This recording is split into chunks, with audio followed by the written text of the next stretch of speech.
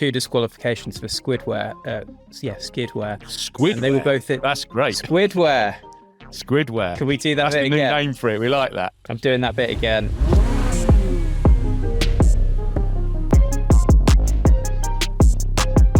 From allsport.com and Allsport Magazine, I'm Kevin Turner, and this is the Allsport Podcast. Well, hello and welcome to the Allsport F1 Podcast, and in this episode we'll be taking a look at the Las Vegas Grand Prix, where Max Verstappen took his 6th Grand Prix win of the season after leading every lap. Poleman Lando Norris appeared to salvage second after a turn 1 error, only to be disqualified for excessive plank wear, which is definitely something we'll be talking about in a bit. The same fate befell his McLaren teammate Oscar Piastri, who finished 5th on the road and would have been classified 4th.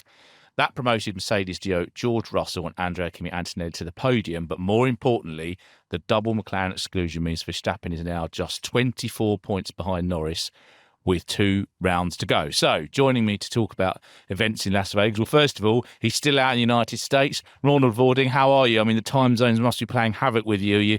You've managed to join us. Are you okay? Yeah, I'm okay. I mean, I left the track at, 5 in the morning. Last year, I left the track at 8 after Max Verstappen secured the world title. And then we said, okay, this has been once, but we should not repeat it next year. And I was on course to not repeat it, but then the McLaren stuff came up. Almost some flashbacks. I know I shouldn't mention that race, but almost some flashbacks to Abu Dhabi 2021, where all the... Oh, I'm shuddering. Where all the F1 journalists were waiting outside and saw all the team bosses going in and out and waiting for a decision. And now everyone was waiting outside at McLaren. Of course, waiting for a verdict, but even more waiting for Andrea Stella to show up after the verdict, because his media session got delayed and delayed and delayed. So we were all waiting there for 2 hours. At the beginning, it looked like he would still do his media session, but then 15 minutes before the document came in, I mean, we all knew exactly what was going to happen, just the timing was the question mark. So 15 minutes before the document came in, McLaren said, oh no, we're cancelling that media session, which already told you in which direction it would go. Still, it's a bit of a shame. I mean, all the details we'll talk about were all in the document, and also McLaren put out a statement, which was quite useful. But on moments like that, you want to be able to talk to the guys and ask a follow-up question. So that was a shame in the end. After that, did my paddock video and left the track at 5 in the morning. But yeah, here I am, still alive and ready for Qatar, I guess. Oh, I hope you managed to get a little bit of sleep, and we can recover before Qatar. Well, also joining us is Jake Boxall-Legge, who isn't in the United States, but is also presumably shattered because you've still been following everything and on a really weird timescale. So how are you doing, Jake? Yeah, not too bad. Forgive those of you watching this in video form. Forgive the slightly tired eyes. I think. Was it the Thursday evening and Friday evening were interesting because I was working during the hours I'm usually asleep. So it's been an interesting weekend. Don't know if the race was entirely worth it, to be honest with you, but I'm sure we'll go cross the T's, dot the I's, and go through everything that happened. Well, let's crack on with that then. And I think you're right. I think in terms of on track, it wasn't the most exciting. I did get up to watch it, and I'm not sure whether it really was worth it. So let's get into the debrief, the big part of our analysis, really. And I think we're going to start. The most dramatic thing, I think, is what happened after the race. So, Ronald, you said you had to wait a while to get the information. So, could you just run through? Really, well, what did McLaren fall foul of? Why did they get excluded? And why did it take so long before that decision came through? Yeah, let's start with that bit, because everyone in the paddock felt that, of course, it's quite black and white when it comes to technical matters. I have to say, immediately after the race, when the fireworks were still ongoing, I was running to the pen to talk to the 17 drivers. Then after that team boss session started in the paddock. And at that time, we already found out that both of the McLaren cars were in the pit box and not in Parc Fermé. So everyone knew, okay, something unusual going on. First indication that journalists and also other teams had, they all thought it was about fuel, with Lando saving fuel at the end and stuff like that. But it was a bit more complex. It was about plank wear. So yeah, to cover the basics, I think everyone back home knows. But plank wear, skid blocks, you go into the race with 10 millimeters. After the race, the post-race checks, they still have to be at least 9, so you can wear them maximum 1 millimeter. Not all cars are checked on that. The FIA selects some, but that doesn't happen completely randomly, because the FIA, of course, gets all the setup sheets Even the ones from Mercedes, if they get them in time. No, I'm joking. But they have all the setup sheets, they have all the data. So based on that, they know who is on the limit and who's not. So they would check the ones on the limit. So that's why the McLaren ones were checked regardless, because they already had a clue, they had a feeling. But after that, and that's part of why it took so long, is that they, just like Austin 2 years ago, they wanted to check all 10 cars finishing in the top 10 to make sure that at least all the point finishes were legal. And checking plank wear is quite complex. That's also why it didn't happen in Parc Fermé, but happened in the McLaren pit box in the first place, because they said it can be quite tricky at times. So that's the first reason why it took so long. The second reason is that some insiders told me that the meeting at the stewards took 1 hour, which is unusually long, especially when it comes to technical matter. That's quite black and white. But it took 1 hour because McLaren contested basically every point, which you expect a team to do in this stage of the World Championship, of course. I mean, this is a critical moment, so I get it. In the end, I think also they knew that it was basically pointless, because they brought up some valid points and said, well, there was some unexpected porpoising this weekend, which made it more complicated. They said, okay, practice was shortened with the manhole cover. They said we had almost no dry running, so it was a bit of a gamble. And clearly in Vegas, they were not really good in gambling this weekend. But anyway, with all those factors, of course, they are all valid points why the weekend has been much more complex and complicated to come up with a perfect ride height than normal. But they are not valid for the technical regulations, because that's just really black and white. And the only thing you can argue about is the measurement itself. And that's a bit of the FIA document that I could smile about, because the FIA really specified the device they used. They even specified when they bought it. They said, we bought it, if anyone back home is interested, we bought it in May 2025. So that's a nice little detail. And they said the margin of the device to get something wrong is 0.01 millimeter. So McLaren was, at fault more than that. So it's also without that margin. Then they had that new measurements with 3 McLaren team members there. Same result, even worse in some regards. So then, you cannot argue about the measurements itself anymore. And then it's quite black and white. And then after 2 or 3 hours or whatever it was, I lost, I really lost count of the hours. But then we still got the documents, and the result came in that basically everyone already knew from the get-go. Yeah, you can understand McLaren for trying. After all, Ferrari did manage to pour a fast one in 1999 after getting a double exclusion in the championship running, and miraculously a 5% margin appeared for that particular championship running. But that's a podcast for another day probably. But Jake, I mean, this rule has been around since I think 1994, but it only seems to have really been a problem during this ground effect era where ride height seems to be so critical. So I don't think there's been any suggestion really that McLaren, it was a performance enhancing thing as such, but obviously it's a set-up balance, isn't it? They have to go for. So what do you think McLaren has got wrong on this occasion? Why have they fallen foul of it and no one else has? Yeah, so if I can begin with an interesting fact, there has only ever been, pre-2023, 2 instances of disqualifications for skid wear.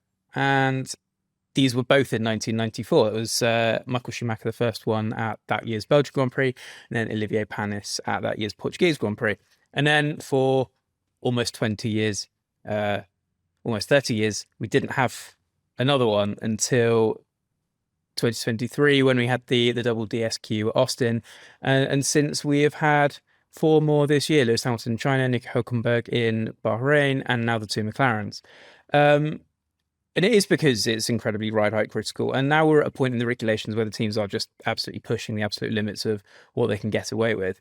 The other point to that, and what is also relevant, is that practice time was very, very limited in Las Vegas. We had a slightly wet, I thought it was a slightly wet start to FP2, and then we had the red flag. You had conditions changing, and then for qualifying, you had cars running in a wet, not a wet setup per se, but running with wet tires, and that will change the ride height a little bit because the wet tires have a slightly bigger radius. So you have this sort of coalescence of all these things. You have a very, very bumpy circuit as well, and it just leads to that moment where if you're not taking quite as much margin, let's say, then you can fall foul of that. Now, it is fair to say that the other 9 teams did all pass the skid test, or the ones that were tested anyway. I think they tested all the rest of the top 10, and everybody was fine. So it's just this mix of things, and also because there weren't any long runs on the Thursday or Friday or whatever day it was in FP2. You don't have that measure of where the car is on high fuel. So you are kind of guessing a little bit. It is a little bit of guesswork. It does relate to what your spring rate is. It does relate on general ride height and the interaction with that.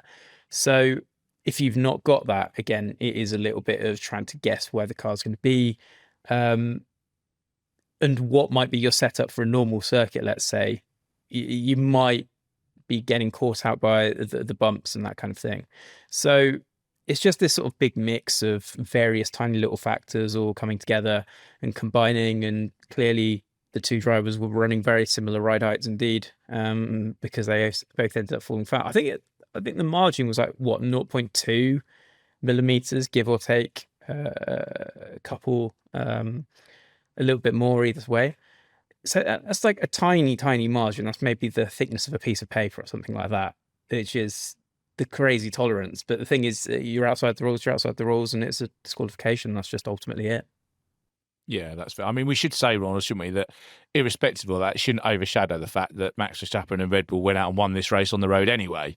And of course, as much as George Russell impressed in the opening stages, in terms of overall race pace, it really was only Verstappen versus Norris, wasn't it? And by the time Norris got himself back into that position, Max had gone. So how crucial do you think was that first corner from Norris, given the race pace of the respective McLaren and Red Bull? Well, it was crucial, but I would say the really crucial aspect for Red Bull was way before that, because that's what we talked about with Laurent Mekies after the race. And it may sound weird, but in a way they needed this after Mexico and Brazil. It sounds weird because Max had a great recovery drive, of course, in Sao Paulo. But both weekends were not perfect. That's always the word Max is using, perfect in terms of execution. Mexico, they were also too low with the right height. It was okay for the race, but then they were bottoming in turn 9 in Mexico in qualifying, bottoming out. Brazil, they struggled massively to get the car into the right window. And here, I think that's a crucial part. With even one dry practice session, they did immediately get the car into the right window. And I think that's what made the difference in the end. And that's somehow the confirmation that Red Bull needed themselves. Then talking about race pace, it was funny before the whole McLaren thing kicked off. I had a little chat with Helmut Marko in the paddock. And he was really amused by the McLaren team radio when, of course, Lando Norris got free air in P2. And on the radio was, okay, go and get him. And Helmut Marko said, yeah, that's exactly what Max needed, because he was going to get him, and Max did boom, boom, boom. That's what he said. And he was gone. So that's maybe the bit of motivation to put in some quicker laps towards the end. So yeah, he called it the Max Verstappen show, but I would say that's part of it. But the second element is for sure that Red Bull got the RB21 to work again and got like the full potential out of it. And we've seen in Brazil, once they get the car into the right window, it's a very, very, very quick racing car. So the only, let's say, weakness they still have after the upgrades and after everything is that the window is still really small, and it's not always as straightforward to get the car into that operating window. But if they manage to do so, we've seen that on Sunday in Brazil, we've seen that the whole weekend here in Vegas, then they are mighty quick. And yeah, they are probably in the position to challenge McLaren everywhere, because that's, if we talk about title fight, that's the other part that probably all the neutral F1 fans might get quite excited, and rightfully so. But we shouldn't forget that Qatar is the next one. And then I think back to the Friday in Sao Paulo, where Andrea Stella said, okay, from the upcoming tracks, there are 2 on which we expect to be really, really good. And one was Interlagos, the other one is Qatar. So McLaren thinks it will be really strong in Qatar, of course, sprint weekend, so that will be important. But I put those words to Red Bull, and more specifically to Helmut Marko. And then he started to smile and said, yeah, that's what you tell me all the time, that we're going to like a McLaren track. And what happens? Verstappen wins in the end. So I'm not even so concerned anymore. But yeah, at least that makes the whole trip to the Middle East a bit more interesting, I guess. And Jake, the worrying thing about, for McLaren at least, is that although Norris and Verstappen actually were in clean air, they were quite equal on pace.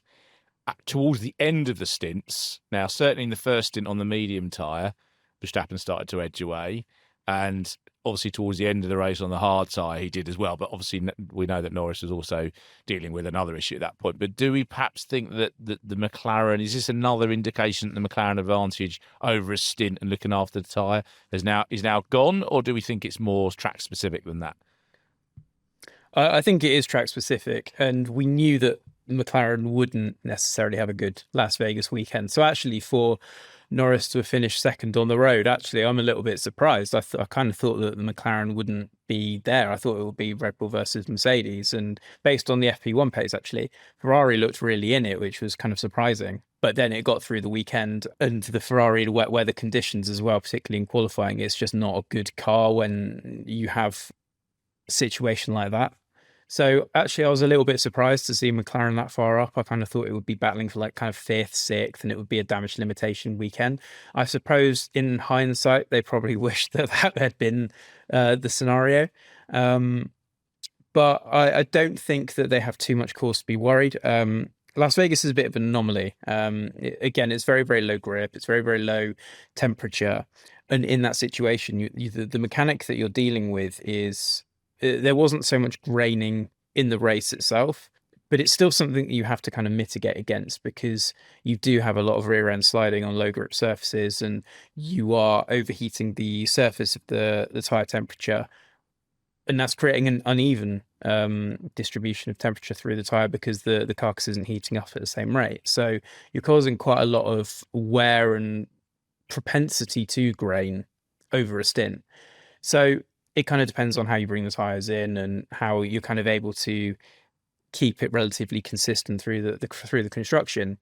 So that's the main mitigating factor. Now, what we know is that McLaren's strengths are hot conditions and medium speed corners, and I kind of think that's where the sort of suggestion that Qatar will be strong has come from, because they are usually good in the conditions, and there's a lot of medium speed corners around Qatar. When it comes to the case of Red Bull, I think maybe Qatar will be a little bit more of a struggle for them. But then, as Ronald's kind of said, they've turned the season around quite comprehensively. I think it will be very, very evenly matched. And actually, when it comes to Qatar, of course, we've got the maximum stint lengths as well. So McLaren's, let's say, late stint advantage, it might not come to fruition as much. But again, it depends on how much the tyres do wear, how much thermal degradation it has an effect. It will be slightly lessened due to the minimum stint length, but I believe that's more for actual, physical damage to the tyre via the curbs, rather than as it was back in 2023, rather than the characteristics itself of the tarmac or anything like that. So putting aside the car competitiveness, Oscar Piastri has had another, let's say, average weekend, trailing Lando Norris. He should be even further behind in the points if the exclusion hadn't happened. As it is, he is 24 points behind. I think this is probably a question to both of you, and I think I probably can guess the answer. But is he out of it now? And should McLaren just say, right, Norris is our guy, he's ahead in the challenge, he's the one in the momentum. Do we back him to make sure that Verstappen doesn't nick this driver's title off us? What do you reckon? Well, I'd say no for 2 reasons. But first, to pick up on what you said on this weekend, that's actually a joke we made in the paddock after that. We said, well, Oscar succeeded in completely stopping the whole momentum swing because he hasn't lost any points to Lando this weekend. So it was actually a really good weekend. But on a serious note, there are 2 things I would say. And the first one relates to his actual struggles, because what the team always argued, or let's say explained, is that those issues were linked to Oscar struggling with his driving style and this car in really low grip conditions. We've had that in Mexico and in Austin, but that was because of the really high track temperatures and stuff like that. Vegas, completely different, of course, but still really low grip. So if that's the case, if that's exactly what he's been struggling with the most, then Qatar and Abu Dhabi could be slightly different if that theory is correct. That's something we will see in the upcoming 2 weeks. But if they really believe that, it would be really strange to say, okay, you've been struggling in the last couple of weeks, so game over for you. The second thing is I was in Austin myself, and we had a brunch with Zach Brown. And exactly this topic came up when we were talking to Zach. And then it still applied to Lando, but now it should apply to Oscar. Because then he said, okay, when the 2 drivers are within one race win of each other, I cannot make a decision, because he said you can just not go to a driver and say, I know you're dreaming of winning the world title. You've worked for this, like, not only this year, but multiple years, but now we're going to choose the other one. He said, first of all, they will probably not even accept it. But secondly, when they are within 24 points, we are not going to make that decision. Now, back then it was applied to Lando, but now Oscar is still within those 25 points. So if all of a sudden now, and I know that the circumstances are completely different, and priority number one should be to get a McLaren world champion and not Max, so I fully get that. But if you are Oscar Piastri, or even if you are Mark Webber, and you've heard those comments being made in Monza, Singapore, Austin, all those places, and now they will come to you and say, oh, wait, but now it's the other way around, and now we're going to choose Lando. I think that Mark Webber would not be too happy, and maybe change the outlook of the McLaren hospitality a little bit.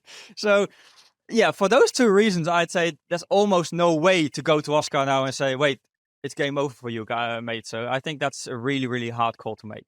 No, I don't think they will either. And although I would point out that had it not been for the exclusion, he would have been more than a race win behind Lando Norris. So maybe this exclusion could turn out to be a major turning point in the championship, not just for Max Verstappen's hopes. But what do you think, Jay? Do you agree with all that? I mean, McLaren have been very clear about this, haven't they? Zach Brown's pretty much said he'd almost rather lose the championship than start bringing in two orders too soon. So I think it's probably still all to play for in Qatar, isn't it? Yeah, I mean, ultimately, it's a really convenient points deficit when it comes to that as an arena. 24 points. Norris has to outscore Piastri and Verstappen, or one or the other, by 2 points over the Qatar weekend to wrap it up. And if it is the situation where Max is still in it and Oscar isn't, then it's a convenient decision for McLaren to make when it comes to Abu Dhabi. So there's no point, I don't think, in doing it just yet, because there is the opportunity for it to go down to the wire. Things can change. Piastri himself, this was pre-disqualification, of course, but Piastri said, he needs things to go his way. It's not entirely in his hands anymore. And that could very well happen. We've seen it. Again, this disqualification, for example, has benefited Piastri more than it has Norris. If you take, the removal of that disqualification as a hypothetical, the gap would be 30 points. If you remove Norris's retirement from Zandvoort, he's 48 points ahead. And you would be in a position where Max wouldn't be in the title fight, and Oscar would just be outside of it. So things can still change, and we've seen things over the last 7-8 races that have drastically affected this title fight. I don't think you can, in all good conscience, say that, because again, there's still everything to play for. That's fair enough. And of course, Mark Webber would have personal experience of that, because Red Bull could have supported him at the end of 2010 and decided to keep both their drivers in play in the championship, which turned out to work rather well for Sebastian Vettel in the Abu Dhabi finale. So, yes, I think Piastri still is it. Well, before we move on to JBL's favourite segment, which is driver ratings, we should look at Mercedes, because I think you could say that on past form and being quick in cold conditions and all that, you might have expected George Russell to have been the favourite going into the race, and he did sort of in the first half.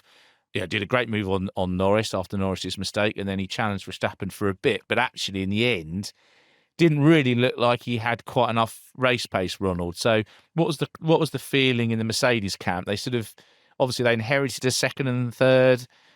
Antonelli's drive was obviously fantastic. We'll come on to that. Obviously, coming up from 17th. So, were they pleased? They're disappointed. Where were Mercedes at after? Well, I mean, going into this one, they probably thought would be the best shot to win it. George even said on the media day that, okay, if there's one weekend I want to be straightforward, dry, and no drama, it's this one, because usually they need wet conditions to capitalize on something going wrong at McLaren and Red Bull. But this one, they wanted just to be super cold, but then dry and basically super boring. And they got exactly the opposite of that. So that didn't help. Then, of course, George had his steering issues already in qualifying. He got really... I understand, but really disappointed when he talked to us in the pen after qualifying, because he felt he had a good shot on pole. I mean, not necessarily crucially in Vegas, but still giving the past couple of years, and also giving the direction F1 is heading into. Still, pole and lap 1 are pretty important. So, yeah, George really felt that something got away from him there. which I understand. I think in terms of race pace, it's also a matter, some people in the paddock brought that up, of other teams understanding it a little bit better. There were some people saying, well, last year, many teams got it quite spectacularly wrong. Mercedes got it spectacularly right. And now, the more often we go to Vegas, teams start to understand what you need in Vegas, what you need in those low conditions, especially what you need with the Pirelli tires, what JBL mentioned before. Still, some teams were surprised by graining being less of a factor. A couple of drivers came in the pen and they said, well, I basically changed my entire setup to protect the fronts. And then actually it was pretty fine. So I had loads of understeer. So still it was complicated, but not as complicated for most teams as last year. So probably that's why Mercedes was not that much better than anyone else as they have been last season. Together with the issues they had, I think it explains the result. But yeah, as you said, Antonelli had a great race and he came in the pen. He was at my microphone there, the second mic that I was standing. And he said, yeah, I've been talking to my tires for 20 laps and asking them, please hold on. And they did. So yeah, that was actually quite a good story. Well, Jake, it did more than that, didn't it? Because he came in at the end of lap 2, having started 17th. He switched to the hard side at the end of lap 2.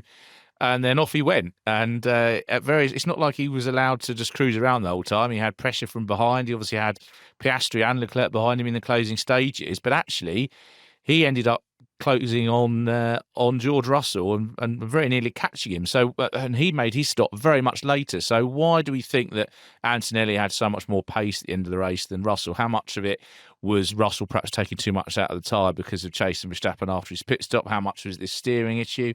What do you put it down to? I think it's, as you said, I think it's that tyre life situation. And as I said earlier, it was all about how you kind of set up the tyre in those opening laps. Russell wanted to push on that first stint on the medium because he wanted to chase off Verstappen after the virtual safety car. And he wanted to push in the opening laps of the stint on the hard because I think when he came out of the pits, he was maybe, 24 seconds down. He managed to close that down to 22 seconds. The pit lane delta was about 20 and Verstappen ended up coming out ahead even though he'd had a slightly slow pit stop. But Russell was trying to catch and wanted to try and get that undercut on Verstappen. As it happened, the undercut really wasn't very powerful in Las Vegas at all, just simply because it took a couple of laps to get those tyres into the window. Yeah, I think Russell definitely overpushed at the start of his stints, and so he was in a position where he was on the back foot, I would say midway through the stint. You saw that when he was fighting with Norris, for example. Norris was coming up to the back of him, and Russell said, I don't want to fight this too hard because I want to make sure that I get the podium out of this. I think he sort of knew where his bread was buttered, he knew where the battle was, and with Lando, that wasn't the situation. However, on the Antonelli side, I was just super, super impressed with that drive. As you say, 48 laps on the same set of tyres.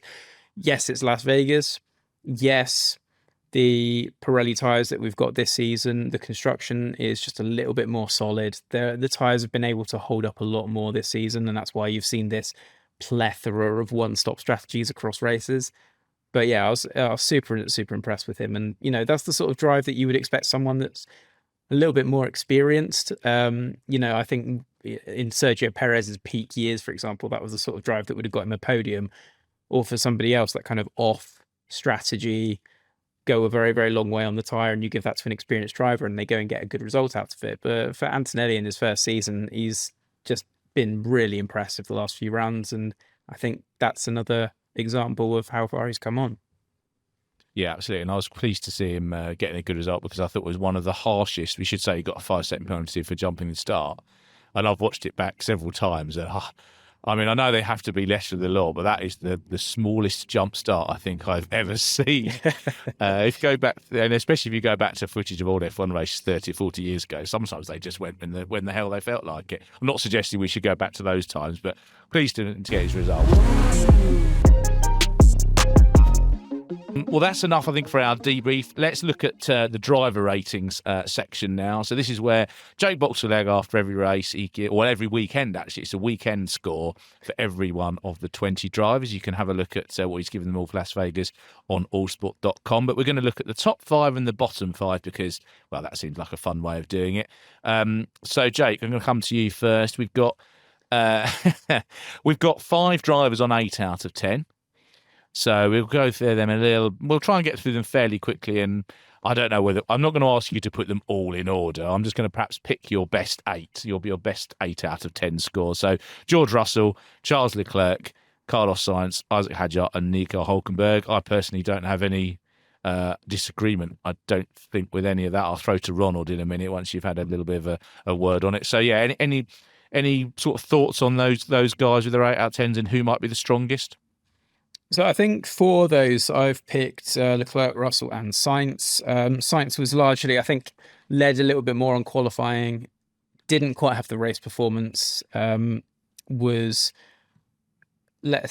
said that Williams had perhaps been a little bit conservative in the stops, and he ended up being passed by Leclerc and Piastri as a result. But when you looked at his performance towards the end of the race, actually his pace wasn't too far off, and he didn't finish too far off. Williams was trying to cover off Hadjar. That was why he stopped when he did and ended up getting undercut by the 2 faster cars. But yeah, I think you have to look at his performance as a whole this weekend, where he finished relative to the other cars, performance in qualifying, I think. So I think he's one of the 3.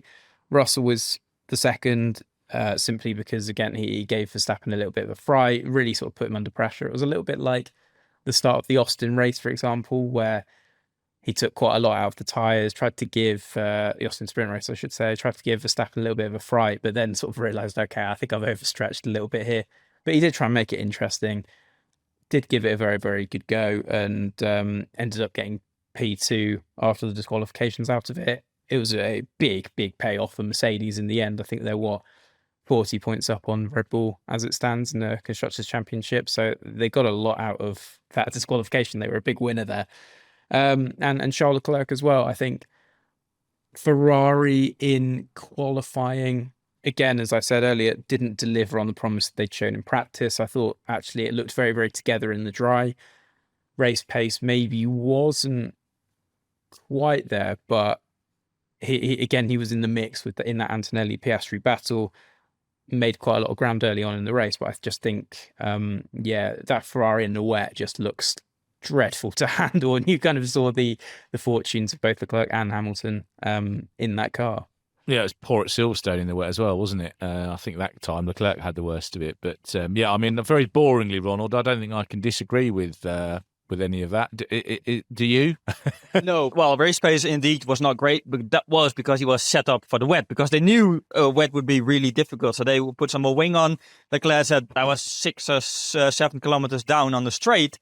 And because of that, I had to try, he called it crazy overtakes, and take risks that he didn't really want to take, but still pulled up some good moves. So I'm impressed with his performance. And on Ferrari in the wet, it was quite funny after the race, because we had of course the media debrief with Fred Vasseur. A lot on Lewis Hamilton's comments. Lewis saying, well, whatever I try, nothing is working. This is by far the worst season of my career. So a lot of questions on that.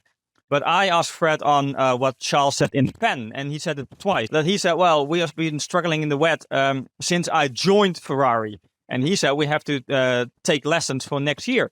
And then I looked a bit surprised. I said, what? Next year? Because it's a completely new generation of cars. Everything will be new. So what can you learn? And he said, well, that's the whole point. Because he doesn't think that Ferrari weaknesses in the wet are limited to this generation of cars. He feels it's going deeper than that.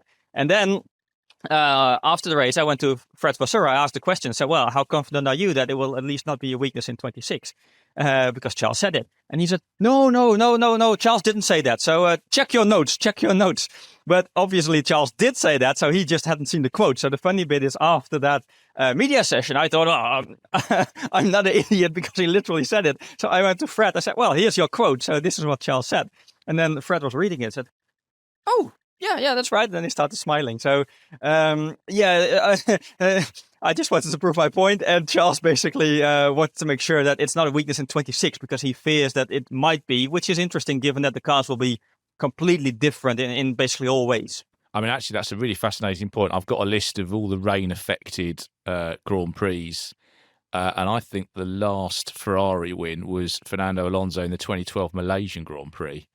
So I think maybe Leclerc is onto something there, and he has been at Ferrari a while. So, that's a very interesting point. Yeah, okay, interesting. But okay, so not disagreeing with Jake's scores there. We should say yes. Sainz qualified third, of course, and then inherited fifth for Williams. So strong result for them. Now our top two, I'm going to kind of do them together because we sort of discussed them. I don't think there's going to be a huge amount of disagreement on this. You gave Antonelli 9. Presumably he lost a point for jumping the start in the smallest possible way, we just discussed. And Max Verstappen 10. Now, I certainly wouldn't disagree with Verstappen winning driver of the day. I'm not sure that I would have given him 10, purely on the basis that it was a wet weather qualifying session in which he didn't take pole, but that might be regarded as being super, super harsh and pedantic. But yeah, I mean, Jake, do you want to? That's pretty self-explanatory, isn't it? They couldn't really fault these two guys too much at all. Yeah, I think again, wet weather qualifying, he didn't take pole. You can suggest that would maybe be a point off, but at the same time, it was such a lottery, and it depended on when you were on the track. And of those drivers, Norris was the last one to set a time, and he wasn't his teammate who had got caught out by Piastri going off the circuit. So ultimately, you just sort of finish where you land, and ultimately, Verstappen, I think he did his time just after Sainz did. They had a very, very similar time. Track evolved a little bit more as the Inters got a little bit warmer. So, yeah, I think you can't fault him for that. And then in the race, I think I didn't have any problems with anything that he did. I think everything was all hunky-dory. He did a great race, managed those tyres spectacularly. And then, as Ronald mentioned earlier, when Norris was kind of trying to catch him, he goes, "Oh, I've got a little bit more. What's up this sleeve? What's up this sleeve? More fastest laps." So yeah, I can't fault anything he did there. Yeah, he was in total control, wasn't he? What I thought was quite interesting is I wondered whether Norris's move at the start, which was quite an aggressive chop for him, was to avoid Verstappen doing to him what he'd done to Leclerc in 2023, which was essentially driving off the road at the first corner. And Norris was like, right, I'm not going to let you do that. And then he drove off on the first corner on his own and let Max through.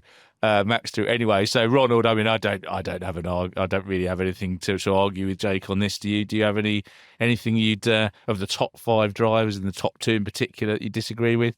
No, not at all. I mean, interesting to say that after qualifying, Max was the one saying, okay, this was too much in terms of the conditions. He didn't enjoy it at all. But there were 2 elements probably behind him not taking pole. The first one, and by far the main one, as JBL pointed out, was track position.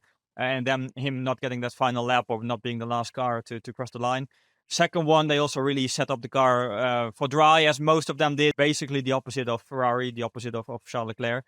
And when it comes to Antonelli, yeah, I'm actually extremely impressed. I know qualifying didn't go his way, but he's showing some great awareness and yeah, very much mature for a rookie. He did that in Brazil when I was really impressed by him, saying after the sprint, well, yeah, I saw what Lando did, but also I stayed off the wet curbs just to be sure, which of course Oscar Piastri didn't do. And now keeping his tires alive, and exactly what JBL explained before. I've had the same chat with Pirelli. They said those first couple of laps are absolutely crucial, but you would expect that's the kind of understanding you get the more experience you get in a Formula One. But he's already having that in his first season, and that's probably the thing I'm impressed with the most, especially if I look back to his F2 days, because in Formula 2, tire management was not always his biggest strength, let's put it like that. So to really make that step when you go to Formula 1, that's quite impressive, and that shows that he can adapt. And I think the way in which a driver can adapt is one of the main things to look at if a rookie steps up to F1. So yeah, I fully agree with everything that JBL just said about his notes. Also, really good mental fortitude from Antonelli after a really difficult period of the season where there was pressure on him, and he's really come out and through that now and seems to be back on the trajectory that I think we probably expected from him from his junior days anyway. Well, that was the top 5. So what about the bottom 5? So we've got 3 drivers on 5 out of 10. Yuki Tsunoda, Liam Lawson, Lance Stroll. My gut feeling on that is Tsunoda, not fast enough. Lawson fast, but first corner madness. And Stroll, couldn't tell you what he did because I never can. Which was perhaps a bit harsh. But so Jake, can you fill in the gaps for me? Yeah, it was Stroll 5 because I can never tell what he does. No, he was. No, you can't say that. I can say that. You can't. No. You've done the ratings. So Stroll was the unlucky party in Bortoletto. More on him later. Absolutely, yes. Playing Skittles into turn one. So, yeah, and which precipitated a little bit more contact, actually. It caught Gasly out, caught Colapinto out, actually, as well. Caught Albon out a little bit. It basically just caused a big ruckus that the TV didn't really pick up because it wasn't for points or anything like that. But I kind of had to lean it a little bit on qualifying as well, because particularly in Q1, Stroll looked very, very quick and Aston Martin looked very, very quick. And it's very, very good at firing its tyres up in wet conditions. And that's also something that's very, very a big Stroll strength, because he has this very energetic driving style. He puts so much motion in on the wheel, and he's just able to get those fronts to fire up so quickly. That's why he's always good in those conditions. The problem is it doesn't really work out 95% of the time, because they're dry races, and he's just sort of doing a little bit too much with the wheel. But I think him and the team made that joint decision to go on to Inters in Q2. He says it was a joint decision, and that just didn't work. The circuit was too wet. I think maybe he kind of overstretched a little bit, and ultimately didn't end up going through to Q3, which I think had he stayed on the wets, he probably would have done. So I think he has to cop a little bit of flack for that. And yeah, ultimately you couldn't really see what he did in the race because he was out by the first corner. Lawson, yeah, as you say, went into Piastri again, pretty much exactly carbon copy of what Bortoletto did a little bit further down the road.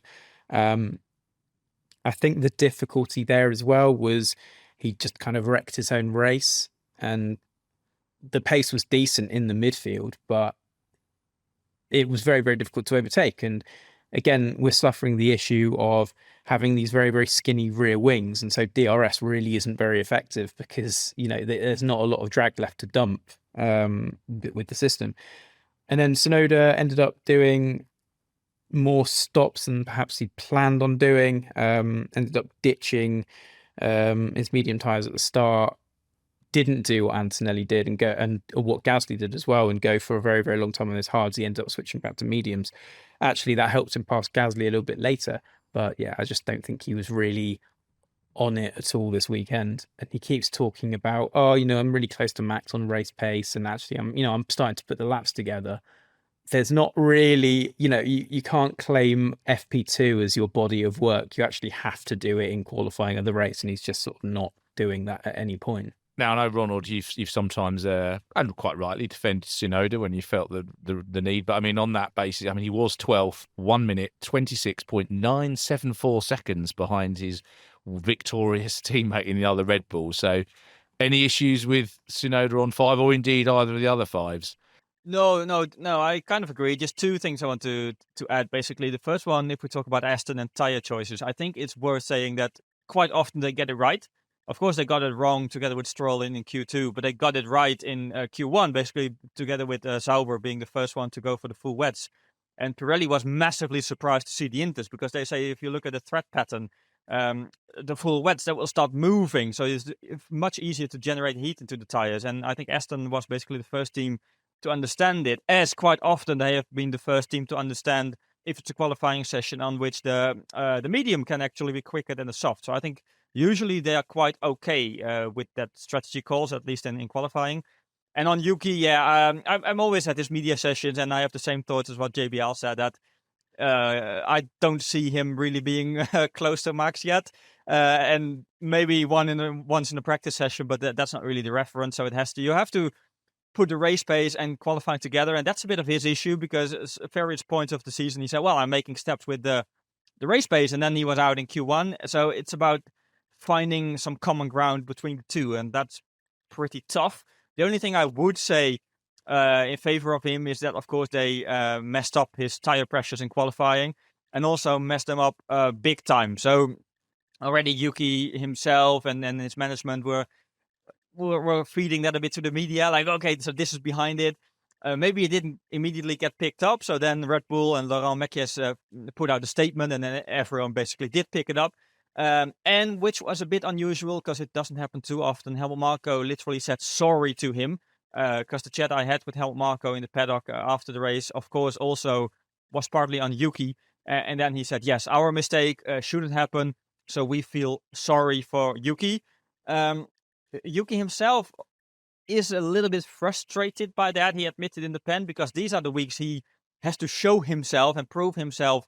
Okay, not for that second Red Bull seat, because we all know Isaac Hadjar is going in that direction, but for the second Racing Bulls seat between him and Liam Lawson. So these are the weeks he really has to show what he's capable of. And okay, you can argue maybe he's not always doing that himself, but also some elements like a slow pit stop and now the tire pressures have all gone against him. And that's, yeah, he admitted that he finds it pretty annoying. He still has 2 races to go to show what he's capable of. So maybe he will come up with a surprise win in Qatar and secure his seat. But yeah, for now, I agree with JBL is 5. I mean, that would be amazing. I think we'd all like to see Tsunoda have a maybe a win is a stretch, but a good result would be nice to see. Well, I'm going to do you a bit of a favour, Jake, on this one, because you've got 2 drivers on 3 out of 10, Alex Albon and Gabriel Bortoleto.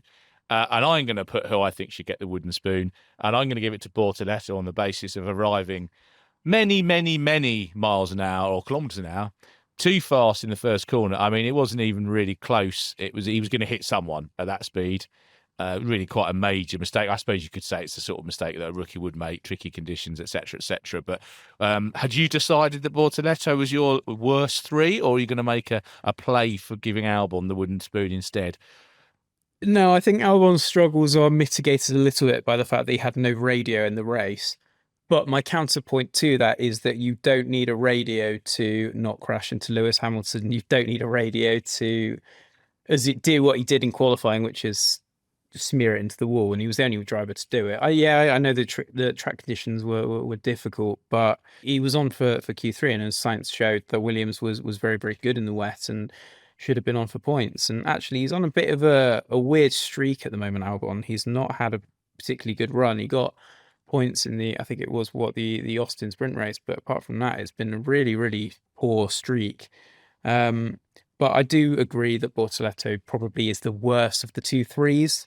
Ultimately, just because, I think lacked a little bit of confidence in qualifying. So went out in Q1, and as you know, as I'm sure people have sort of picked out, we do take the weekend as a whole here, and just needless into turn 1. I get that the circuit is low grip and you're feeling it out and you're trying to work it out, but I think pretty much everybody else, apart from maybe Lando Norris, worked out, and Liam Lawson as well, worked out where the grip was in the first corner. You take a little bit of margin in that situation, don't you?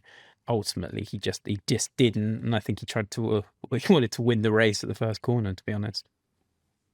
Any disagreement, Ronald? Are you happy with that? Or do you want to suggest someone else? No. Other than Bortoleto or Albon? No. I think, I fully agree with everything, because also Williams is quite good in switching the tires on in those tricky conditions. So especially in qualifying, Albon missed a huge opportunity. I have to say that Sainz is always quite good on capitalizing when there's chaos. Also think back to Baku, for example. And then Bortoleto, we were making the joke in the paddock that it basically felt like if you're sim racing, more specifically if you're doing the F1 game in Monza, open lobby, and then in turn 1, someone is not braking and then taking a bunch of people out. So I'm sure that was not his intention. We've all been there. Yeah, exactly. Yeah, everyone back home, I guess, knows this feeling. No, I mean, I'm sure it was not his intention. No. Because he's always a fairly clean driver. But this was just not what he needed after Brazil, but I'm sure he will try to bounce back in the upcoming 2 races. So there we go. Not too much disagreement with Jake's driver racing. We'll have to do better next time, Ronald, and argue more. Well, now it's time for our On the Limiter segment, which is normally my opportunity to have a good rant. And I did think about having a dig about Williams retiring Alex Albon with no radio, boo-hoo, they used to do it without radios, blah, blah. But the cars are so complicated now that I thought, no, I'm just going to sound like a really old man, even older than I normally do. So I sort of scrubbed that off the list in the end. So I don't know whether On the Limiter is the right word for this, but Ronald, Marshall's on track again early on after the first lap chaos that we've already talked about.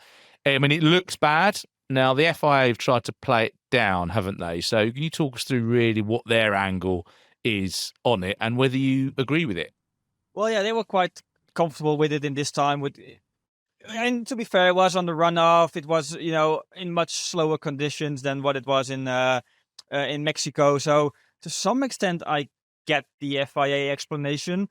On the other hand, I would say it's happened more than once now this season. So I would say there is a problem to address, especially if we're all talking about safety and making the cars as safe as we possibly can. And then, having people on the track or really close to the track is basically one of the basics. So you can make the cars as safe as you want, but if you don't get the basics right, I would almost say, what's the point? I mean, there's still, of course, the point in making the cars as safe as you can. But I think maybe there's, in terms of communication, something to look into there with race control, especially if we go back to Mexico, because in terms of communication, that was, my personal opinion, but that was pretty poor, especially what happened in the aftermath in Mexican Federation saying, oh, yeah, it was Lawson at fault, and then it was not Lawson at fault, of course, and I mean, those are the things because they tried to defend and as well. They got the call and then basically blame Rui Marquez and then blame Liam Lawson, and the FIA said, well, we were not at fault, but also want to stress that the marshals are really professional. So then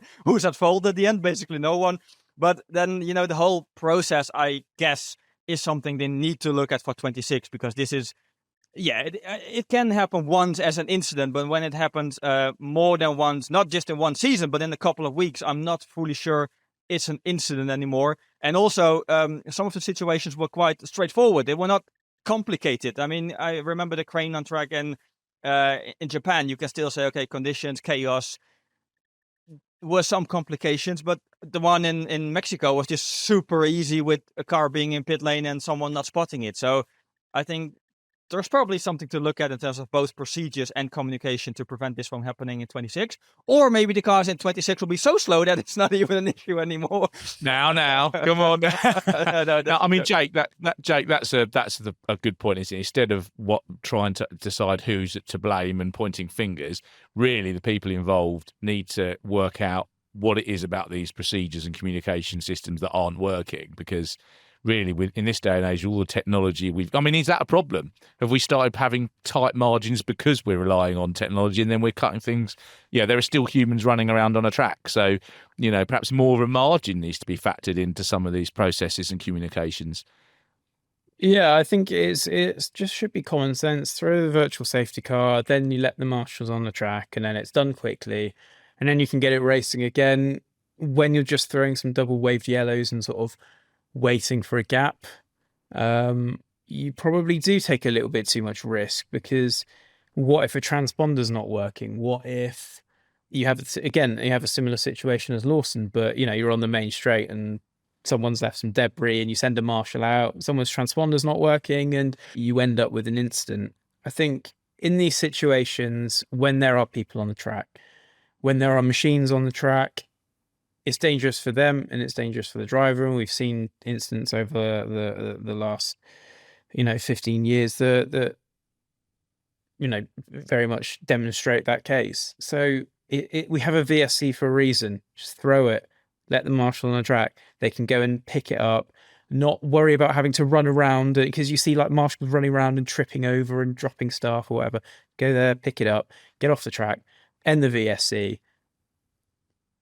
Jobs are good, and that's it. That's what it is. It should be a simple process like that, really. Yeah, I think that's fair enough. We don't want to go on and on about safety, because I know it's not the sexiest thing that we talk about when we're covering Grand Prix, but it is important, and I think that all seems pretty sensible. Well, thank you very much for joining us for this episode of the Autosport Podcast. We'll be back after the Qatar Grand Prix. From Ronald, Vording, Jake Boxall-Legge, and me, Kevin Turner, it's goodbye for now.